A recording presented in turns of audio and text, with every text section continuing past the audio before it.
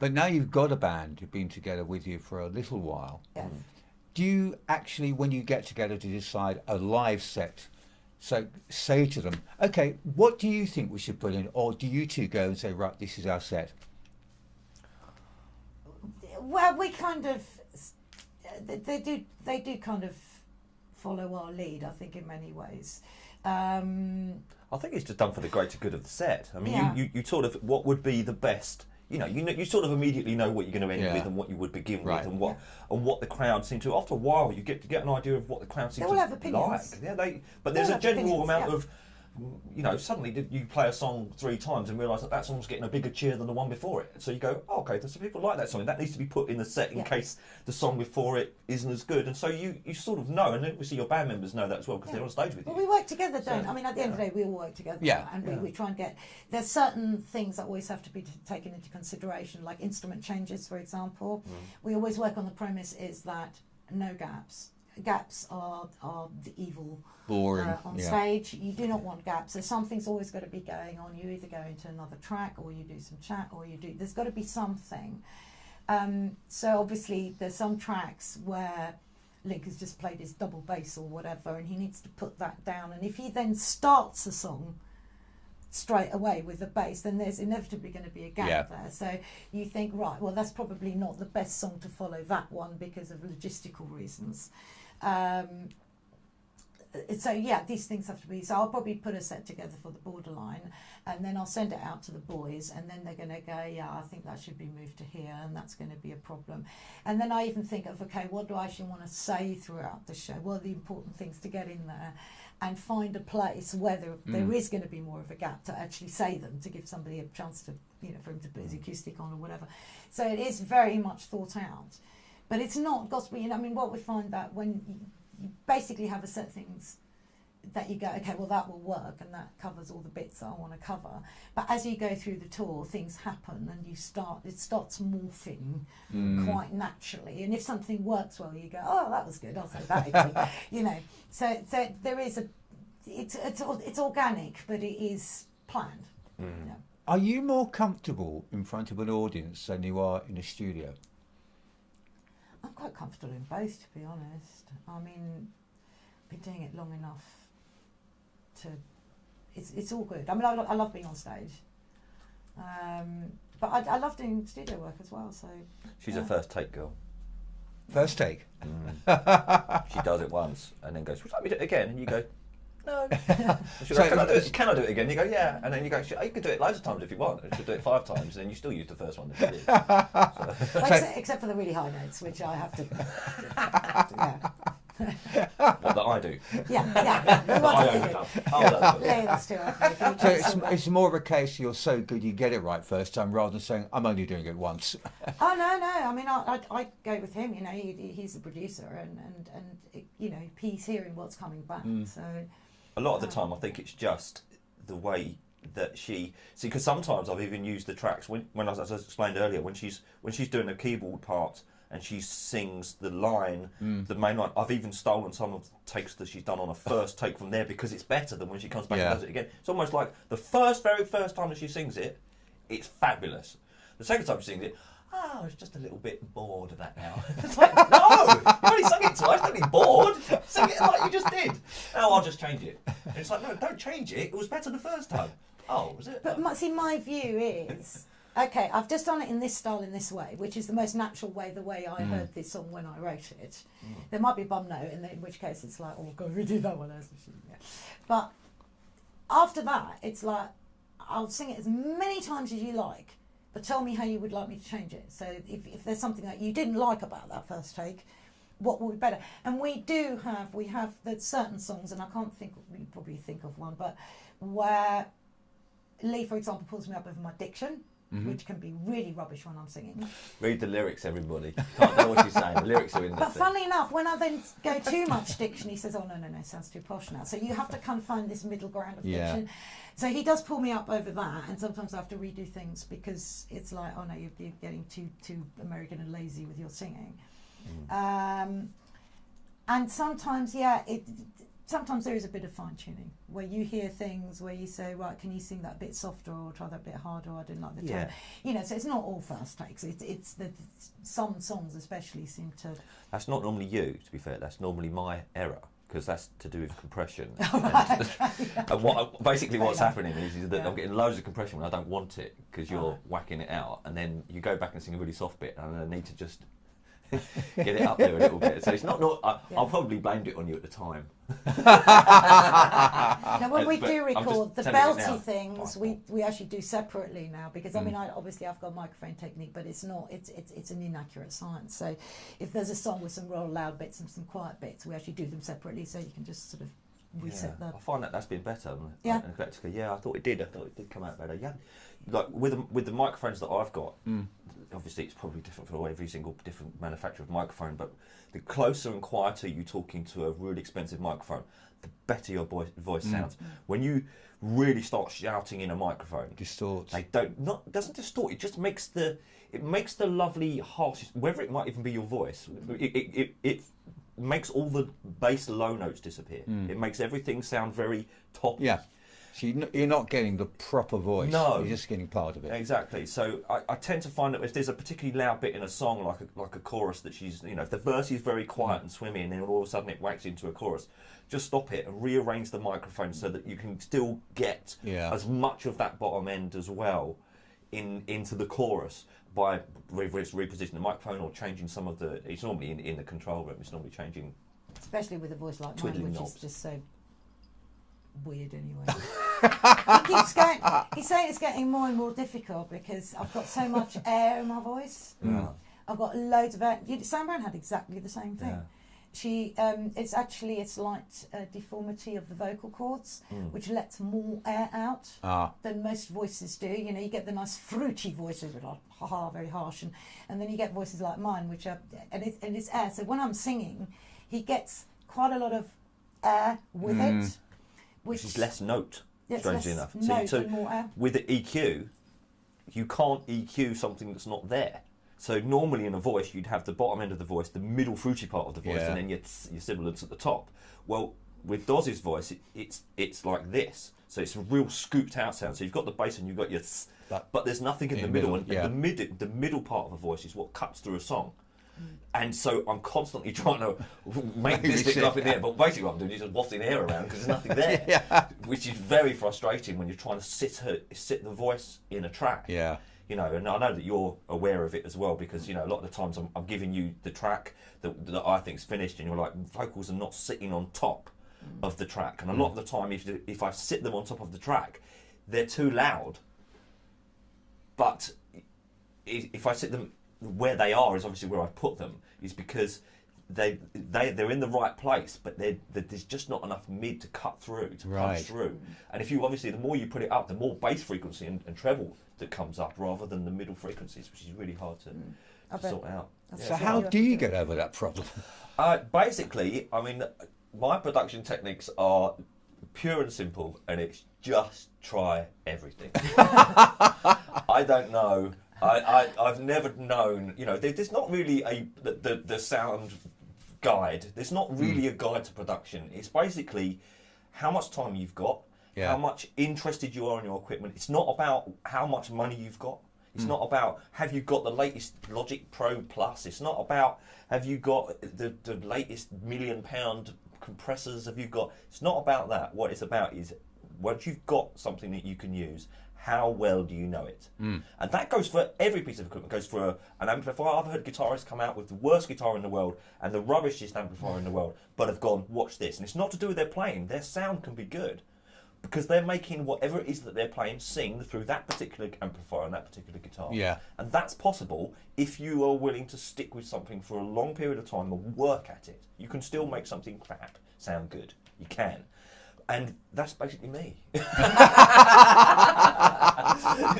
be fair, I mean, it's literally with all the stuff. I mean, nowadays it was this, and now it's gone over to sort of this, where everything's inside the computer. But, if you've got a certain reverb that you like, or a certain compression, or a certain distortion, or a certain whatever it is that's inside, you're limited to what you can use unless you go and buy other products. So, but you'll suddenly find, because there's so much in there, I mean, there's so much stuff, that once you suddenly start to get used to a certain piece of equipment that's inside the computer, a plug-in that fits very well with Dozzy's voice, it will suddenly, by you perhaps not even doing very much, but by you just literally shaping her voice through EQ. I mean, EQ is basically, to me, EQ is the most important thing about recording. It is the be-all, end-all. It's not about, I mean, even if you record with some really bad microphones and stuff like that, yeah, okay, that's not ideal, but you can still EQ stuff to sound good. And everything has to be EQ'd because it has a place to sit in a mix. Yeah. It has a place everywhere. So, to me, the most important thing is making sure you've got a good EQ system that you can use. And once you've got that, you'll find that just the one particular EQ doesn't necessarily work for everything. So the EQ that I've got on Doris's voice, that I'm thinking to myself, that just makes your voice sound so sweet. It's lovely, that is. And then you put that, perhaps, even though you've got it on its own, and you put it into a really heavy song, it just disappears. And you think, oh, so that's not right for that particular song. So all of this just means that it's literally a time and a place. So all you're doing is saying, "Here's battling against." It depends on how you've mixed everything so far. It's very, very, very rare that I can take a template of a song that says all the drums have been done, the bass has been done, I can wipe the song, import another song straight over the top of all the EQs that I've already done, and go, that's great. Because it doesn't. For some reason, even though everything's the same, you go, that drum sound doesn't suit that song now at all. Because I've tried it, because I thought to myself, this is going to be quick, because that's a really good drum sound. I'll just export all the song, import a new song over the top of that template, and it doesn't work. Well, if it was that easy, then I think everyone would just go, here's a drum template and a bass template, a guitar template, exactly. vocal template. It's all great. You don't need anything else. Just import your song and it sounds la la. But it doesn't. Unfortunately, I wish for that. Someone invent that. Yeah, but then lots of other bands would sound really brilliant. Well, yeah, so, exactly. Yeah. And probably exactly the same. Yeah. Yes, and So exactly the same. It depends on what you really want out of a recording. I mean, on the last two albums, in particular, I've on purpose tried to keep it sounding like a band. I mean, the more that technology goes on and gives you more and more stuff to play with, which is what I call it, more toys. Well, yes. The point being with toys is that it makes the music less and less real. And I find my ears don't like the newer sort of productions. I mean, I think it's amazing. I mean, I don't know why, but I still compare my stuff to it now. It's like, well, so give me a new release and then put my album up against it. And on purpose, I know that it's silly because theirs is going to be massive and much bigger Glossy than mine. Yeah, and also tuned to within an inch of its life. And I'm not listening to it to Yes. try and keep up. What I'm actually listening to it for is to make sure that my instrumentation is real and not gone too far. Because it's very, very easy on these computers to suddenly make a drum kit sound like not a drum kit anymore. And I don't think anyone really knows what a drum kit sounds like unless you go to a live gig. Yes, you're right. If right. you go to a live show, the drum kit, supposedly, unless I've got triggers on it, but apart from that, which happens a lot, apart from that, a drum kit sounds like a drum kit. And you'll suddenly go and see your best band and go, that was really weird. It didn't really sound like the album at all. And that's like, no, that's because they were playing drums, bass and guitar, whereas on the album they were playing these magic floaty instruments that don't exist because it's all been put through this. Yes. So I wanted to make sure that my instruments sound like guitars, they sound like bass, and they sound like drums, and they sound like a vocal. And without sounding like you're still in 1971. Because that's what it sounds like. And that's the hard thing about it, is that you do end up going, oh, we sound like the Beatles now. Which is great, but obviously you're like, I don't want it to go that far back. I need it to come a bit further forwards than that. I think that makes it even more interesting because it's, I mean, you're in a better place to know. What, over here? Yeah. That seat. Yeah, that's the better place.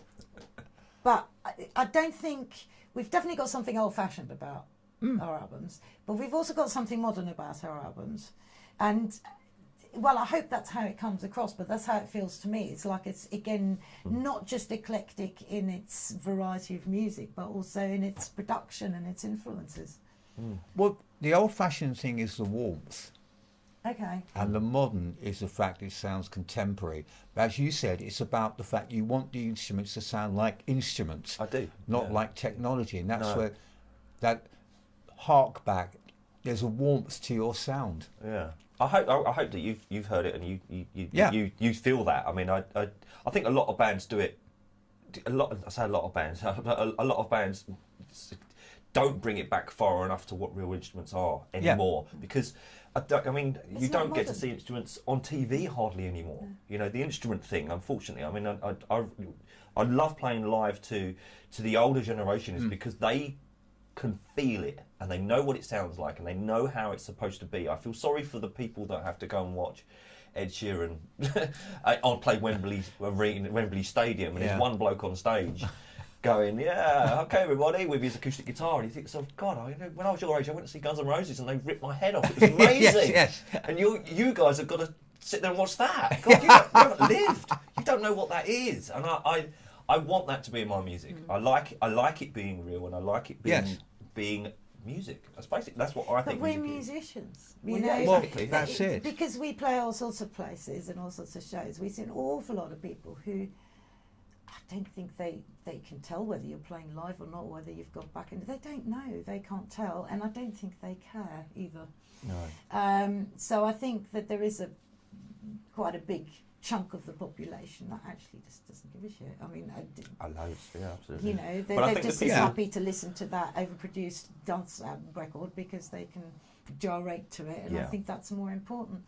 I think the people that come to a gig, the people that come to our shows, though, the fans that we have and the fans that we play to, they would know because they bother going out to the shows. To see a live show is, you know, and I know a lot of, like I say, over the sort of age of 30, I don't think people go out to shows anymore. You know, not like we do, where you go to watch bands and to go and...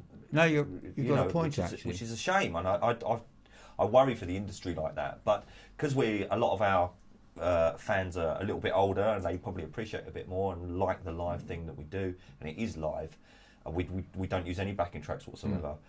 So everything you're hearing is, you know, it's right there. All mistake waltz and all. It's all us. You know, I hold my hands up and you know, it happens sometimes. Don't tell him about my waltz.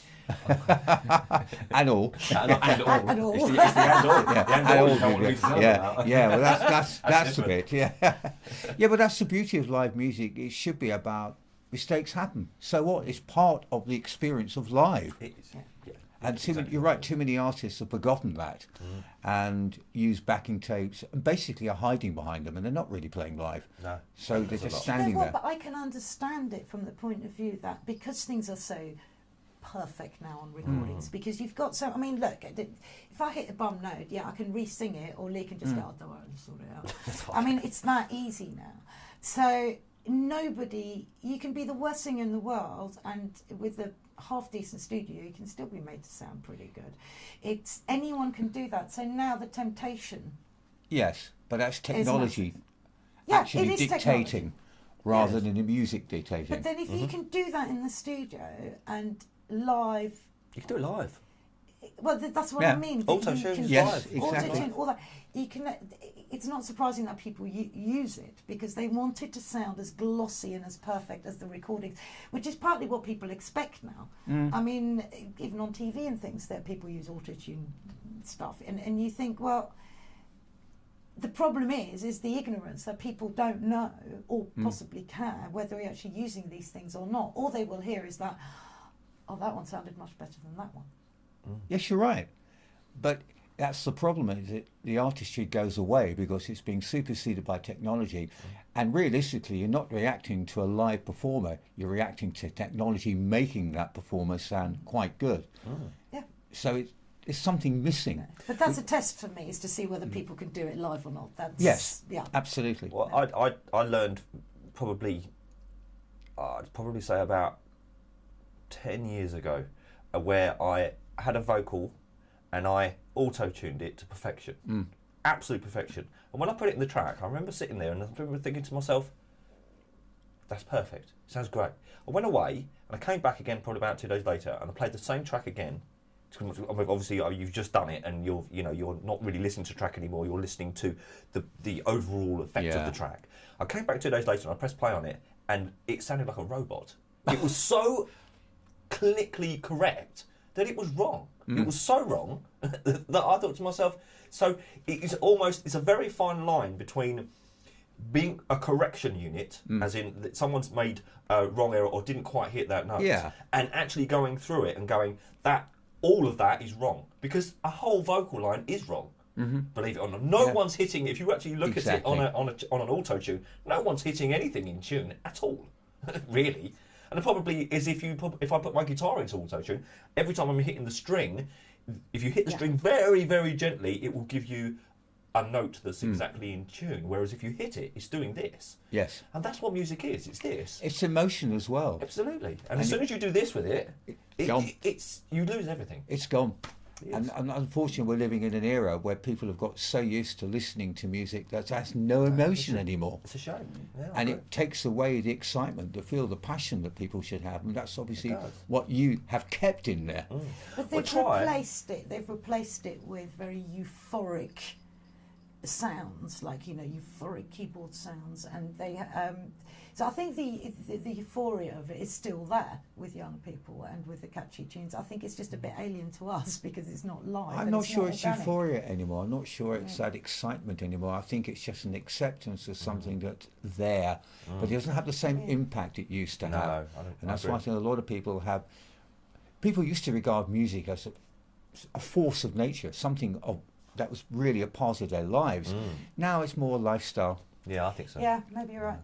So I've always struggled with, going back just a bit, I struggled with putting, when you've got mistakes, when there's a genuine mistake in a song, it's my first thing to go, it's got to be fixed. You've got to fix that mistake. But when I listen to my favourite songs, there's mistakes all over the place. Yeah. There are mistakes there and they get left in. And all of these bits, and sometimes it's the best bit of the song. Yeah. It's that weird it's that little bit that you go, the first time you listen to it, you go, or you might not even notice it the first time, and it's not until like I can name the Genie that plays the whole bit. I know there's the bass line in Maggie May. If you've never listened to that, God dear, I mean the bloke must take. He hardly plays any notes that are right. I mean, but there's so many songs and there's bits in it, but you don't. It just becomes part of the song. Absolutely. And I struggle with leaving those in, and sometimes I'm conscious of it in my mind being a producer, as in, do I leave that in or not? And it came actually the other day where I had the keyboard player came over to put Eclectica down, and he was going to play some piano parts in between two tracks that linked together. So as he was playing the keyboard part, he said, this is my keyboard part. So as he went through the song, he suddenly stopped playing and just let all his hands on the keyboard went like that, and then carried on playing again, and then went and carried on playing again like that, and so he finished it, and I was like, I like that. That's good, because I understand what he was trying to do. What he's trying to do is he was trying to portray that he couldn't play the song. Yeah. And I said to him afterwards, I said to him, I know that you can play the song perfectly. I said, but do you think the listener will be able to tell that you can't? Are they going to think that you can't play the song? Or are they going to think that you were doing it for irony. fun? Yes, it's ironic. It's ironic, yes, yeah. And he said, oh, I hadn't thought about that. And I said, well, it's up to you, because it depends on how you want the perception of the person to be thinking about you, because you're on your own. If you want them to think that you can't, I mean, I know this is obviously an extreme, but if you want people to think that you can't particularly play that bit, there's nothing to say that you can or that you can't in this particular piece. So, and in the end, he said, yeah, maybe not. But it was the right decision, because you know what? Most people don't get the humour. So unless I did, I thought it was hilarious. No, but you're not most people. I mean, but even within lyrics or within, they completely miss the point. And most people take things quite seriously, which is always a great source of disappointment, actually, because I just think, oh, come on, lighten up. It doesn't have to be that serious. We're not that serious about it. But no, a lot of people don't get the finer points and don't, Really? Yeah. Oh, God, yeah. Because I communicate with people an awful lot, and I enjoy it very much. But very few people go deeper than the surface. It's true. In anything that you write, whether it's blog posts or whether it's music, whether it's lyrics, whether it's most people miss the subtleties, definitely. So unfortunately, that means you use subtleties at your own risk. But do you think, if they've missed them, you failed, or they just haven't really cottoned on as yet? No, I think some people will never cotton on because some people simply aren't analytical, and some people don't want to overthink things. I think that you get the sort of people who overthink everything, which unfortunately I think we do to a degree in different ways, but we do. And you get some people who go, no, I listen to music, so I don't have to think very much. So I think those are the differences. Because Eclectica has a lot of dark humour in it to me. Yeah, I'd like to think so. Yeah, to me it does. Yeah. Oh yeah, I'll go with that. Yeah, okay, I like it. In fact, all your stuff. I mean, not everything you've done has humour, obviously, but when the humour's there, it is slightly dark, which makes it more interesting. Yeah. Yeah, that's me. I think mostly. I think it's just the way it comes out. I think there's a certain amount of. I mean, everyone has influences, no matter what. Of course they do. And no matter if you try and say that they don't, but I think. There's a very strange one between me and you of influences, is because you don't like any of the bands that I would have grown up with, because we're not of the same. You're what's the word? You're a songwriter, so you're more interested in songs than you are riffs. So a riff comes from metal. You know, my background's sort of the metal side of things, whereas your background's not that at all. Yeah, but like Led Zeppelin things, it's just a slightly different era of riff, I think. It's more blues oriented. There's more of a blues influence, definitely. But I mean, I do think in riffs and parts as well. But you also do. Maybe it's the female thing as well, between a male and a female comes across, and you also like, you know, the disco-y funk thing, and you've also done dance records, and you know that side of things as well. So there's, I always try and turn it back around to something that's interesting, whether it ever comes back to metal or whether it comes back to riffs or whether it comes back to, but it has to obviously be played on an instrument to get it out there in the first place for me.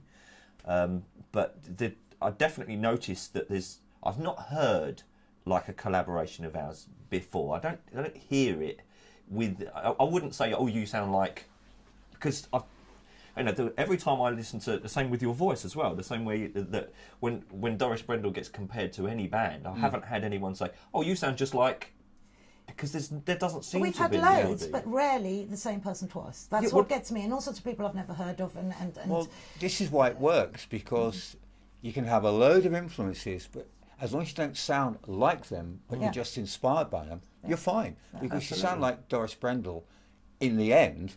However, because everyone else hears something different, it means that you're actually really getting across. Yeah, well, hopefully. I mean, to get back on the humour thing, I mean, I think there's a couple of things. One is I'm not sentimental at all.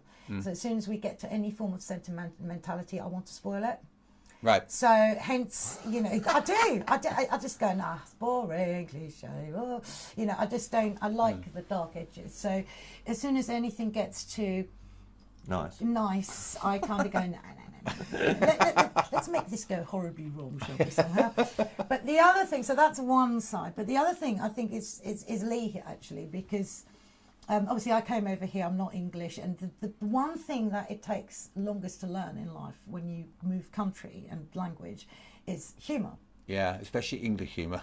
Well, I think any humour, but yeah, English humour, I mean, it took a little while, but Lee is a funny sod. He really is. He laughs about everything. He takes the piss out of everything, and that is really rubbed off on me. So both of us like the humorous side of life. We like to see. So we can have very, very serious discussions, but then we often just go off on a little tangent, and go, you know, and giggle.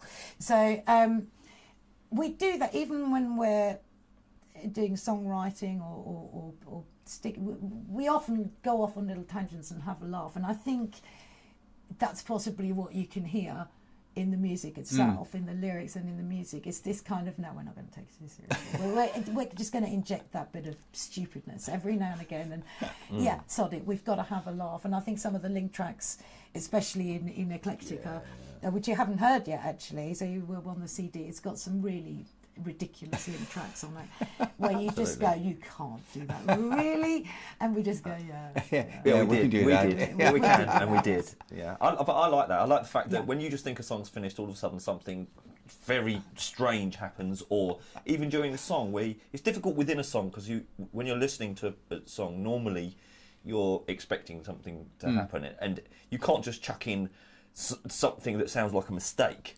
Because if you make a CD, I've thought loads of times of making a CD skip song. Obviously, it doesn't matter anymore because most people don't use CDs. But having something that you go, why? is my CD, is it all right? You know, and actually having a song evolve around that would be, to me, he's like, oh, that's great fun. You know? Yeah, that's great. But probably to everyone else, it'd be like, can you just stop that song? Yeah. Is my gear all right or not? You know? Well, the last two albums we had the secret track on, you know, like a sort of big gap, and then it's like, oh, and it makes you jump on your skin when it actually comes in. But just to go, ha ha. But yeah, it's just, I mean, I do enjoy rifling around in Lee's handbag of humour.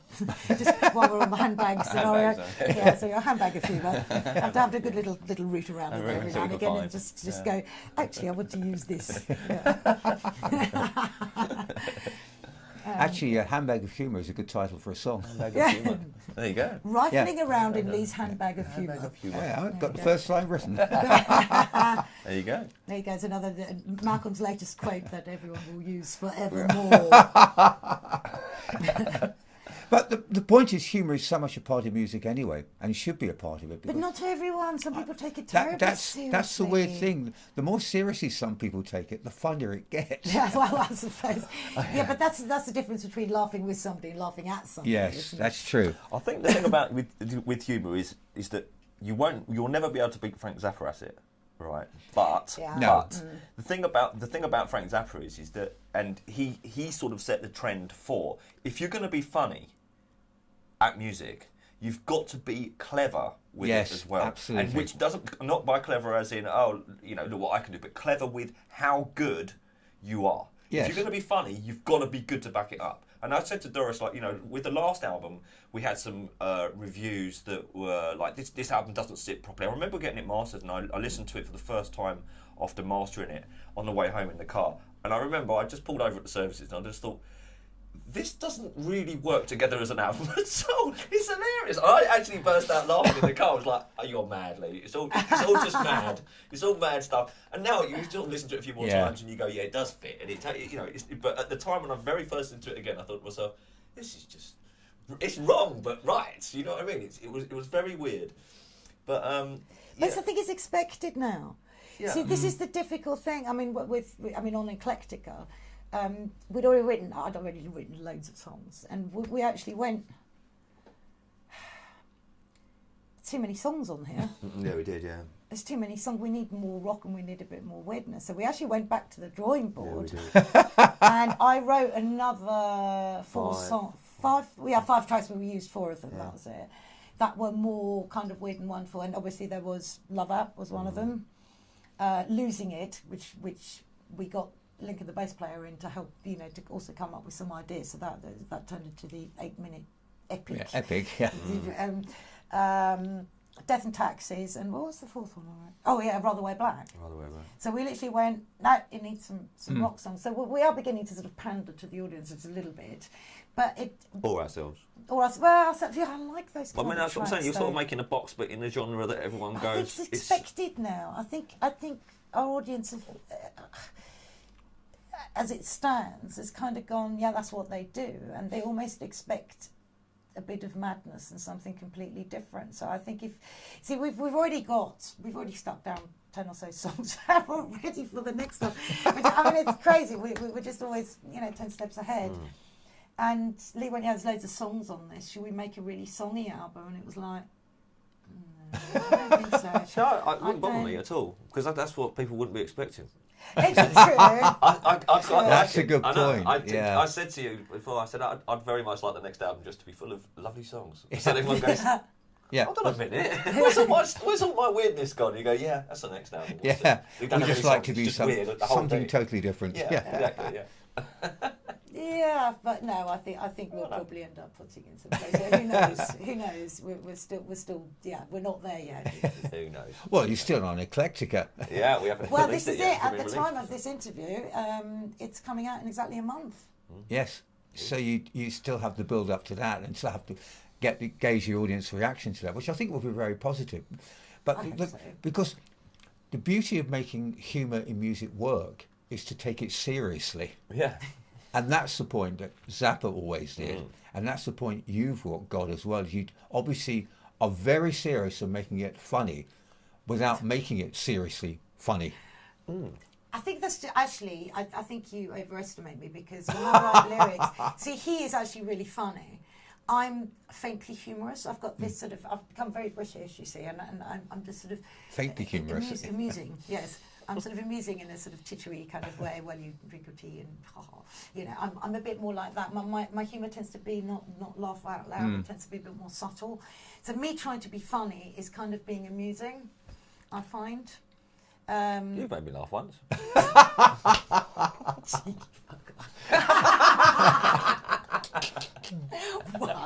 I can still remember what it was. Can't say it's too rude.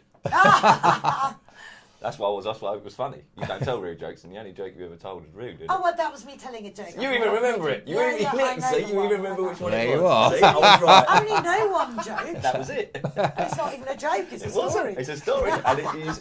Here's funny. It's funny, yeah. So I was right. That's what went down the pub. Yeah, but it's not trying to be funny. It's taking being funny seriously. There's a very big difference between the two of them. Oh, do you know what? People who are good at telling jokes, I tend to not find very funny because that's all they can do. They go, no, I'm really funny. I've got loads of jokes. And you think, yeah, you're kind of missing the point about humour. It's supposed to be a little bit more. Yeah, jokes are a part of humour. It's not just humour, though. No. And I like people who can be funny when they're just telling a story. Well, that's... Lee tells amazing stories, and he can tell the story about how he cleaned his lavatory, and you'd be laughing out loud. I mean, I don't know quite how he does it, but... I've never cleaned a lavatory. No, okay, fair enough. Maybe that was the wrong analogy. That's a punchline. Always making me laugh just thinking about me cleaning the lavatory. Well, that's the punchline. There we go. There it is. It's easy. Yeah, but that's the point, that humour is a part of music. As you said, a lot of people don't get it because they expect music just to be very serious and po-faced. But it's there if people want to actually get beneath the surface, and some people do, clearly. And a lot of your audience probably do. I think an audience, as you say, it's very objective, and people read different things in the lyrics. Yes. Some people seem to think it means, and to be honest, I'd like not to explain the lyrics too much, because if somebody really wants to read something into it, then go for it. Brilliant. That's not what I meant, but it's great. But I think people also hear music differently, and that's where you cannot transplant your brain into somebody else's ears, you know, because I'm sure that everyone hears different songs differently, and they have different memories and different... that's the most nerve-wracking thing about putting out a new album for me, is you know that it's musically good, you know that the production is good, you can go, yeah, I've sung that quite well in places, and you can know all that, but you can't know if people are actually going to relate to it.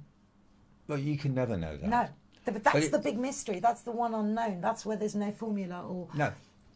You know... Because if you're repeating yourself, huge bands who just have a formula and repeat what has been hugely successful before, get to a point where people say, heard it before.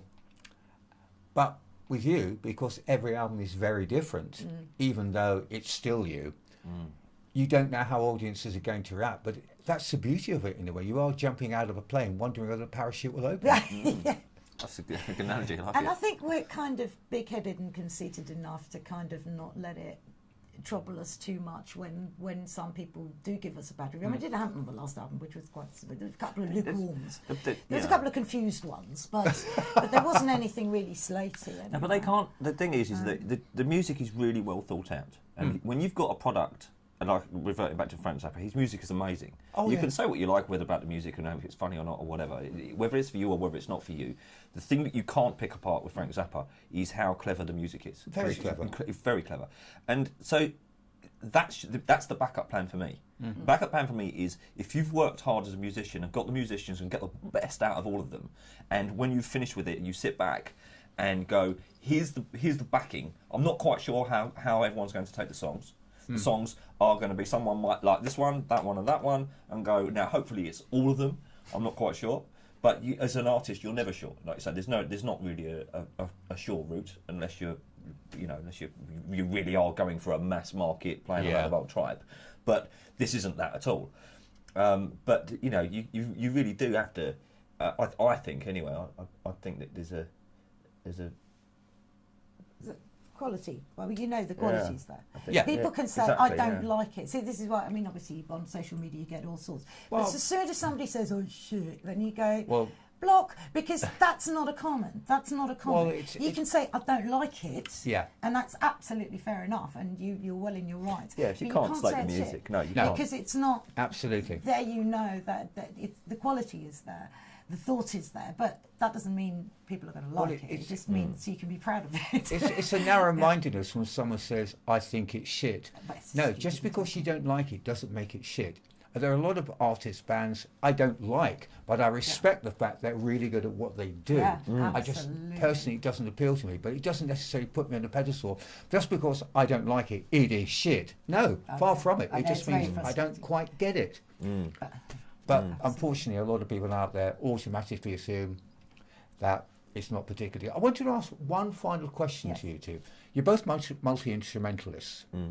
When you dream, what instrument's music do you hear in your head? Oh my God! Do you know what? Snoring. Oh, vocals. More nasally than vocals. Do you know what? If I do She dream does mad dreams. about, You're constantly telling me about your strange I dreams. don't have them very often, but when I do, they're completely bananas. I mean, they're just real. Psychoanalysts could live off me. Really, but I think the only time I dream about music, specifically, and I don't remember all of my dreams, so they're usually quite no one epic, does. but it's when I've been working on something, or I've been, especially if I've had an idea a recent idea in my mind that I'm working on, and that can literally wake me up and go around my head, and I think, oh God, it's that song, and it can plague me for a few nights and days until I've kind of got it out of my system. This is my therapy, so I'll come here and go, Lee, I need to stick this down, please. And then once I've done that, it's like, whew, it's like plucking it out of myself and giving it to passing it on. There you go. It's your problem now. It's your problem. I'm going to move on. Write another one. I've never dreamt about instruments, but I did have a dream about. I had a dream once about Bon Jovi phoned me up. And I told you this, didn't I? Yeah. I remember. Bon Jovi phoned me up and asked me Richie Sambor wasn't very well, and asked me if I'd play. And I said, yeah, I'll play. Where are you playing? And they said, Wembley Stadium. And I was like, oh, that's a big gig. Notice. I better, when is it? They went, 2 days' time. I was like, right, send me the CD through and I'll learn the songs. So I said, do it in the order of the set and I'll learn it. So I remember frantically learning these songs in 2 days. I'm not a particularly big Bon Jovi fan, but I know some of them, and went all the way down and learnt the set exactly how it was. And I turned up at Wembley Stadium, and it had this big curtain. It was a big red curtain that went around Wembley Stadium, the stage, like just the stage. And I went backstage, and I said, I'm the guitar player for Bon Jovi. And they went, yeah, you can't see Bon Jovi though. This is your room. So I went into this little room by myself, and I had this tiny little tape player. And I put the CD in the tape. I think it was a tape actually. Anyway, I put the tape in, and I was just going through my bits. And there was a knock on the door. And went, yeah, right. They were going to go on stage now, so if you wouldn't mind going out there. So I went out there, and a bloke came over and went, here's the set list. I looked at the set list, and it was all completely different songs to the ones that I'd just learned. And I was like, these aren't the right. And he was like, yeah, that's what they're playing tonight. And I said, no, there must be a mistake because I've got. They told me the CD, and he went, yeah, they've changed it. You better get on with it. And I was like, well, I don't know. What ones are they? So I've got my tape player out, and I'm sitting on the floor on this massive, great big Wembley Stadium stage with the curtains closed, trying to play. I thought to myself, I better learn the first song at least, because I've got to start it. So I'm trying to learn this riff to something that I don't know, like that. And the band come out and just go, "You ready?" And I'm like, "Well, no, I'm not ready." And the curtains just open, and there's a million people standing there, and John goes, "Right, we're gonna play blah blah," and I'm sitting there. And then, strangely enough, that was about 10 years ago that I had that dream. And then, strangely enough, about a year ago, I told you this as well, I had exactly the same dream, right? But it was with Nirvana, right? So, and exactly the same thing happened, except Kurt Cobain come out and went, all right, we're going to go. And I was like, I don't know your songs. He went, it's just in F sharp, just play anything. I do. I was like, oh, okay then, you're great. But that's funny, because I think those paranoia dreams, I've had loads of them, especially when I was younger, where, and it's always something like, you're on the tube with your guitar, you're on your way to a gig, and then, oh my God, my guitar's gone. I can't play without my guitar. And then you're searching for your guitar, and you're going down the thing, and then you see somebody who's got your guitar, and oh my God, and it takes ages, and you get your guitar back, and it's like, oh thank God, I'm really late now, and I don't know, where am I? Oh God, and where's this venue? And then the venue, you finally find a venue, and the venue is a huge building, and it's got so many rooms in it, and you're wandering through, and there's people everywhere, and you're going, where am I supposed to be playing? And they go, I don't know, it might be down there, and you go through all these corridors and doors and stairways and things, and then you finally, oh my God, this is it. And you get there and the band go and Lee will go, oh yeah, well, we had to do it without you, man. Now, those are typical musicians' dreams. Which is a great place to finish, I think. Thanks, Malcolm. Thank you. Cheers, mate.